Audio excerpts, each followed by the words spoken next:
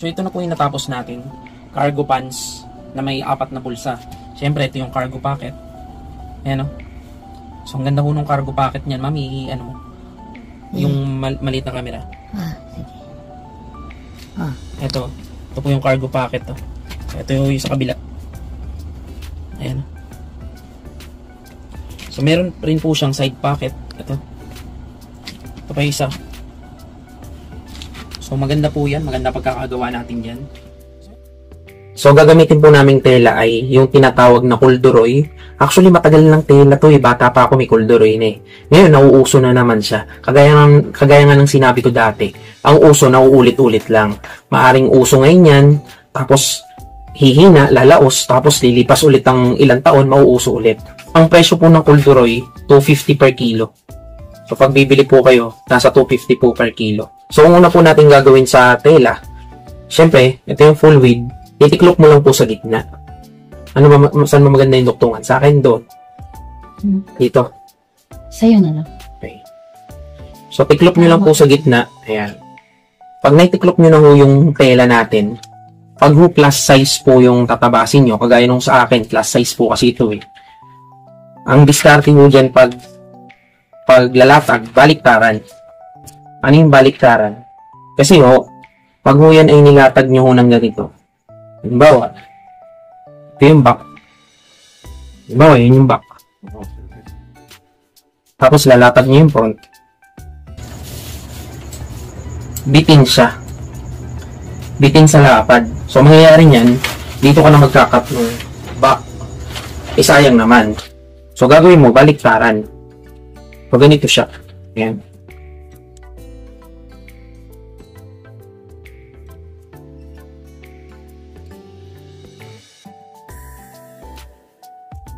So, ilalatag nyo lang po yung mga pattern po natin.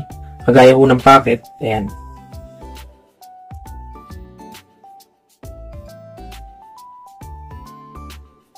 Tingnan mo yung ganun, hindi makukuha na din sa mga boot. Dito. Oo. Ito. Dapat times 4. Oo nga eh. Biting. Dito sa kabila. Yan. Hindi, pwede ito pa ganito. Itong flaps, pwede na to sa mga retaso. Unahin nyo muna yung malalaking bahagi. Okay? So, tulad nitong pocket, latag nyo lang muna maayos. Then, gagawin po natin, gugupitin lang po natin yan.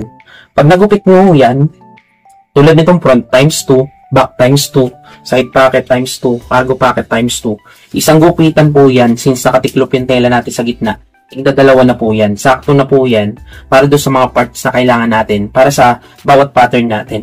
Itong flaps natin, kailangan kasi natin ito 4.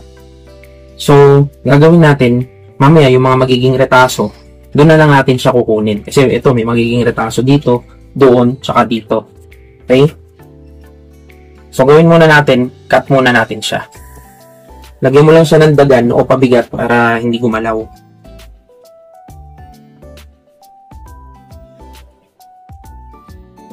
Ito, pwede ko na gupitin ito ng diretso. Diretsoin mo na yun.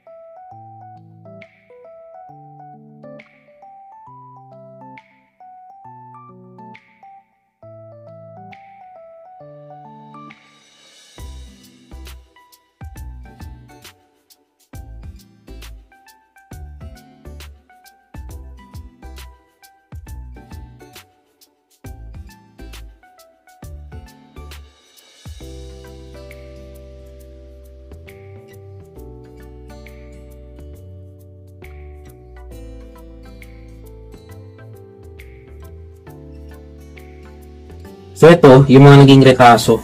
Sana kumasya sa flaps. So, ito kasi yung flaps. Ayun, pasok to. Ito rin, pasok. Tignan lang natin. Yan. Paganto. Yan. So, dito sa flaps, kailangan natin 4.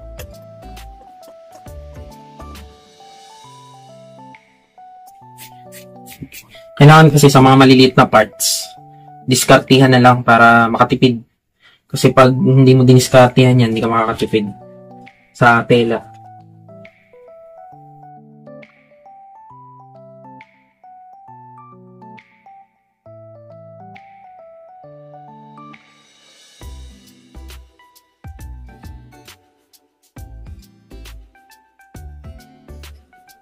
Ayan. Okay. So, dito makikita nyo yung flaps natin times 4. So, natabas natin dyan is 4. So, dapat 4. Ayan. 1, 2, 3, 4. So, 4. Okay. Clear. Ngayon, syempre, kaya nilagay natin kung ilan yung ikakat natin. Sa front times 2.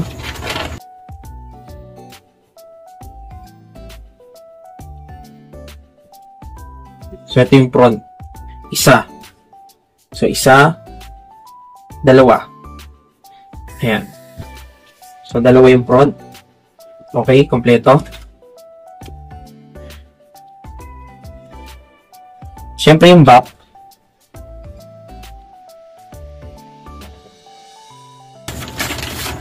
So, kaya doon sa paggawa natin ng pattern, in-indicate ko na kung ilan yung ikakat natin para wala tayong malimutan. So, back 2. So, doon sa pagkakat na ginawa natin o paglalatag, dapat 2 rin yan. Ayan. 1, 2. Okay? Simple lang, di ba? Next is yung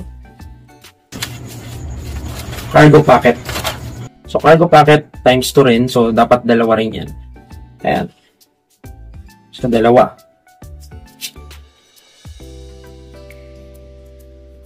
Siyempre yung side pocket. So, side pocket, 2 yan.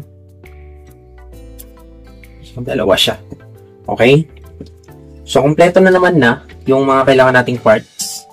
Side pocket, cargo pocket, back, front, tsaka yung flaps. Next step is, mananahi na tayo. Tara, dito tayo sa tahian. Okay. So, ang una po nating tatahiin is yung front pocket. Ito siya. So, tingnan nyo ho itong maigi. Ilalatag ko dito. Nilagyan ko na ho ito ng nuts kanina. Nalubat na yung cellphone. So, nilagyan ko na ho ito ng nuts kanina. Tingnan nyo ho ito. So, ito. Mami, lapit mo. Nuts. Ito may nuts. Yan. Magkasalubong ho yan o magkapares. Para hindi ka malito, ilatag mo muna siya ng ganyan, nakalapat. So, ganito unang gagawin mo. So, ito, tiklop mo papunta ron sa nuts. Yan. Yung nilagyan mo ng nuts, ha. Then, ayan, ganyan siya. Okay? Tapos ito, tiklop mo siya papunta rito. Kailangan yung nuts niya is magkasalubong. Tapos, i-agingan mo to. Tsaka ito. Okay? O, agingan ko na muna para makita nyo.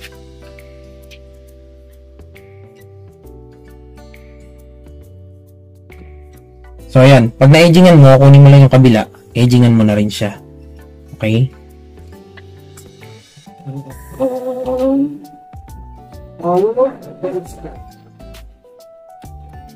So, dito mami, pakita mo to. So, ayan. Lagi siyang ganyan. Yung magkasalubong siya. Tingnan niyo yung korte. Ayan o. Magkatapatan siya. Ito yung nuts niya o. Ito yung nuts. Ito yung nuts sa kabila. Para hindi kayo malito. Okay?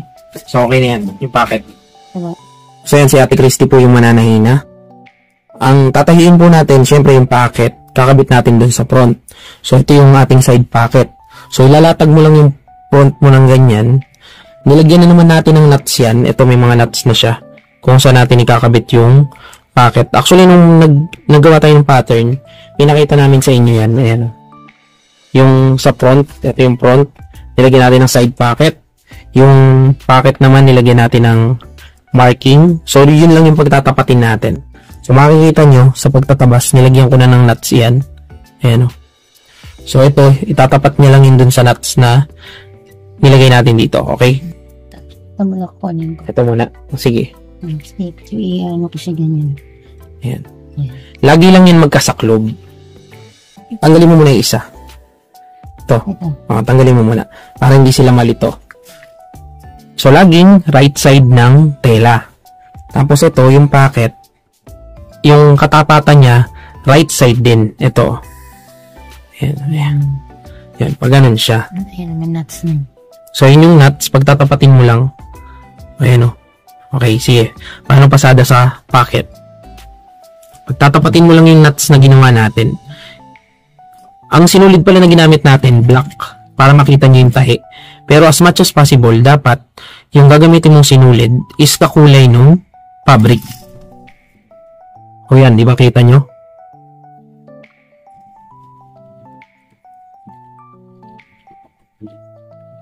Oh. Pagkatapos, ano, tigo na ka na? Tuloy-tuloy mo na yan. Mamaya mo na ikabit yung isa. So, ayan. Sasagad mo lang yung gupit hanggang dun sa tahi. Tama, no? Actually, maraming tutorial na tayo tungkol sa packet na to. Tapos, 116. 116, pa ganun. Dito. Papasok sa packet. So, yung 116, yan yung topping. Ayan. Lalagyan mo ng topping, papasok sa packet. Dito sa pocket lang. Ito yung packet ha. Ito yung pants. So, ang tahi niya dun sa packet. Sana all bago yung linis ng kuko. Okay. Next. Next one. Ayun. Ay, ganyan naman siya. Lalapat mo. Ilalapat mo lang. Ayan. So, doon sa dinuktong natin, lalapat mo lang. Then, lalagyan mo naman siya ng tahing 1/4. 1/4 naman.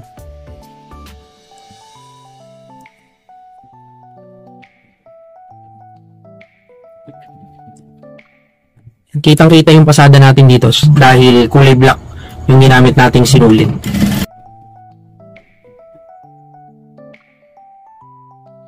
Actually, sa ibang nananahe o sa ibang patahian, nagiging design yan eh. Yung iba kulay ng sinulid. Di ba madalas makita yan, mami, sa pantalon? Pantalon, ginagawang iba yung kulay ng sinulid para design. Para kita yung tahi. Ayan na. Ayan na. So, yan yung... Kita yun. Yan na yung parang style welt packet kasi siya. Tapos, ilalapat mo na yung packet. Ayan. So, ilalapat mo lang yung packet. Then, lalagyan natin to ng, kung tawagin ko to, temporary basting. Yung stitches, lagay mo sa 5. Kasi itong temporary basting na to, hinuhugot pag buo na. So, huhugutin mo yan. Ayan, in-adjust nyo yung stitches sa 5 para madaling kalasin. Dito lang sa taas yan, tsaka dito. Para lang yung packet mo lumapat. Madali siya makabitan ng garter.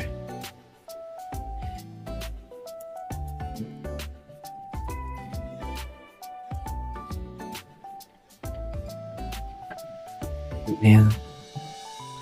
Ay, nasikot. Yung sa gilid, pwede nang hindi tanggalin. Ito, kailangan mong tanggalin talaga to. Sa garments, talagang pinapaluwag ng husto yan na mami. Para mabilis. Para mabilis.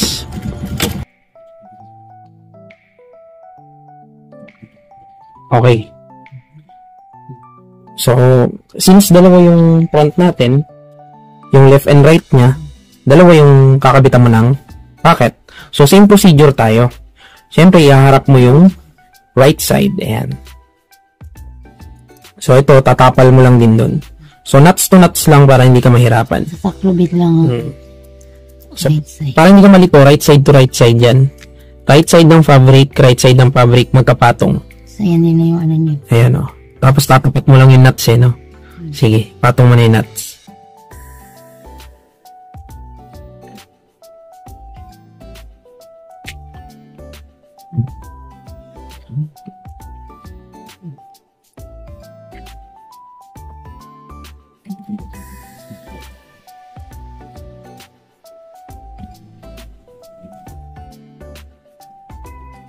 Okay, good job. O, tapos, yung packet, babaling mo lang siya ng paganoon. Gugupitin mo muna pala. So, gupit muna. Ayan. Yung gupit, sasagad mo lang ron sa tahi. Tahina. Yung tahi na itim. Ayan. Baling mo lang yung packet doon. Ayan. Tapos 116 doon ulit sa packet ang tahi. So yan, 116 lamang po ito.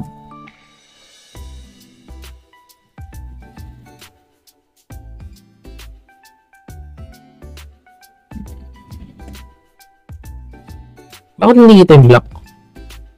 Tumatago dito, ayan. Yung galing. Hindi halata, oh. Lumusot mo sa kanal. Sa kanal lang, anong tawag dyan? Corduroy. Kasi yung corduroy, meron yan, yung mga kanal-kanal ng ano niya. So, Yung may ganun-ganun. Kaya hindi masyadong kita yung ano. 116. Sabi ko na wala yung tahi. Pag binuka mo. Okay. So, next is tapping 1/4. So, ilalapat mo lang siya para malagyan mo ng topping na 1/4.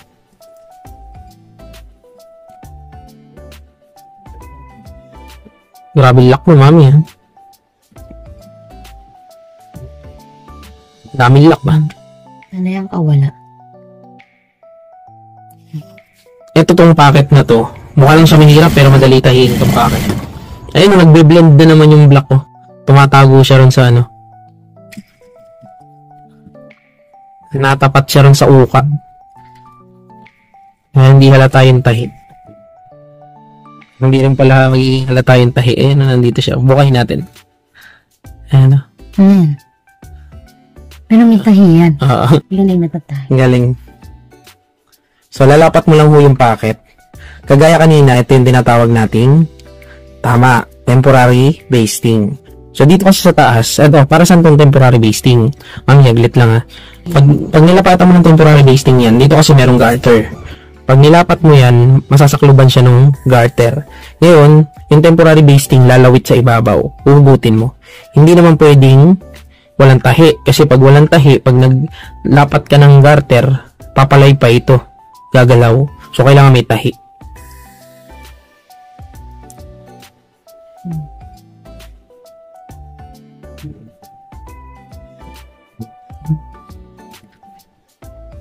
Hindi mo yata niluwagan. Niluwagan mo. Okay. Good.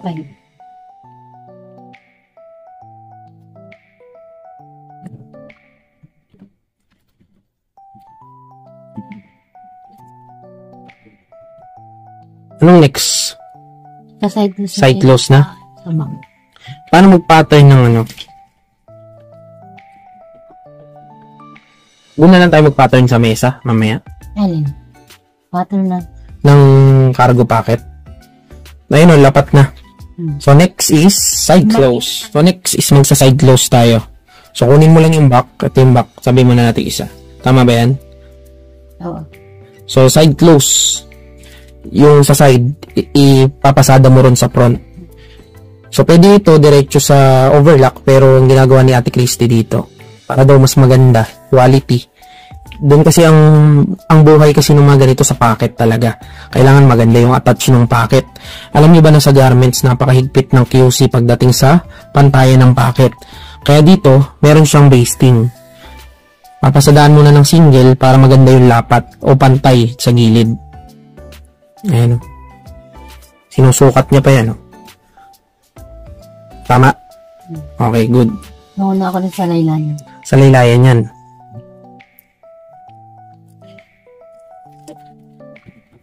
So, side close lamang ito. Bali, mangyayari niyan, papasadahan pa ulit natin ito sa overlock.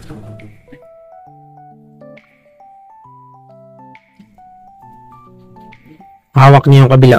Hindi niya binibitawan.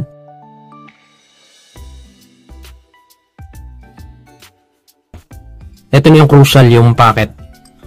Ayan. Dito dapat yung maganda yung pagkakapasada. Kailangan yung tahi niya pumatong lang dito. Ayan. Yan yung dahilan kung bakit siya merong basting. Ayan na siya nasa ibabaw. Oo. Kasi pag lumagpas ka dyan sa basting, makakainin yung packet, hindi magpapantay. Yan yung packet niya. So, bali iniwas niya yung packet sa ilalim. Eh, no? Yung packet opening, iniwas niya. Yan ang tututong.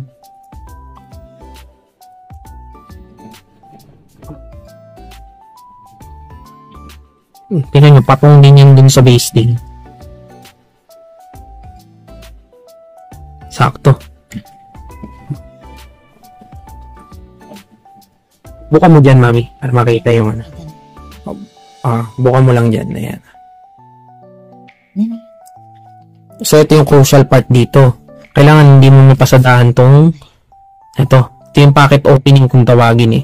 Kasi pagka lumagpas ka ron sa blasting na tinuturo namin block, makakainan to. Sasara yung packet. Ayan, sulot mo kami mo. O, yan. So, yun yung packet.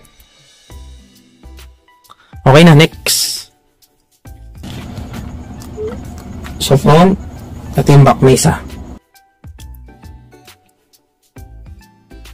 Ngayon, siya naman ang nasa ibabaw. Basta laging ibabaw yung front, yung may packet. Sa pagtatahi, ibabaw lagi yung front. Kasi kanina, inumpisa natin sa laylayan, ito naman, umpisa sa ibabaw. Pero ang hindi na bago, yung packet nasa ibabaw. Para itong temporary basting niya, dun papasada o tatapal ulit yung panibagong tahi. Yun yung magiging guide niya. Yan yung sinasabi namin sa inyo kanina sa packet na hindi ka pwede lumagpas yan. Pag lumagpas ka dyan, yung packet kakainan.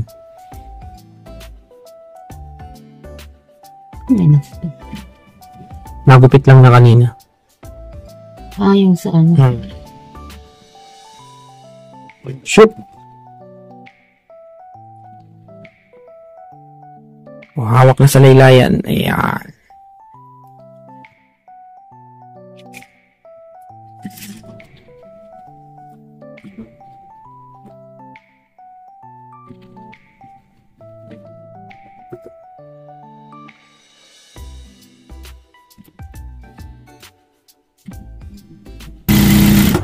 Okay, good job. Next, yung pinasadaan natin is papasadaan mo lang ulit sa overlock. Siyempre, check mo yung packet kung hindi mo na sagasaan yung packet opening. Pag hindi naman, okay siya. Goods, tuloy-tuloy. So, overlock naman, yung pinasadaan mo sa single, yun lang din yung papasadaan mo rito. Ayan.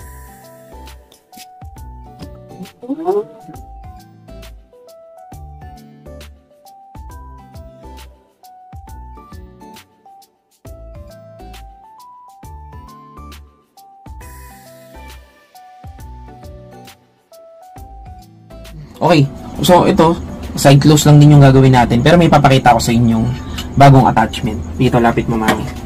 So dito kasi, ito naman talaga, kailangan mo pakainan.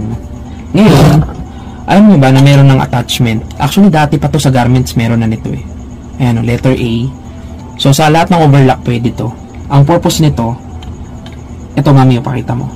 So meron siyang susuotan dito. Tusok mo lang siya dyan, oh. Ayan. Tapos, tulak mo lang siya. Ito, papantay mo lang siya sa blade. Ayan. Pag pinantay mo sa blade yan, mangyayari yan. Ayan, pantay na sa blade. Ang magiging pakain mo, maliit na lang, or talagang halos wala ka ng pakain. Ayan. Ito na yung magiging guide mo. Lipat ka rin sa kabila, mami. Ito pinakita ko lang sa inyo kasi natutuwa ako sa guide na to. Dati nung beginner pa lang ako sa garments, pinapagamit kami nito kasi nga bawal yung malaki yung pakain. So since meron siyang babanggaan, meron ka ng guide para hindi maging baku-baku yung pakain mo, hindi malaki, sakto lang, saka pantay-pantay. Ayan. So kakabit mo lang yung guide.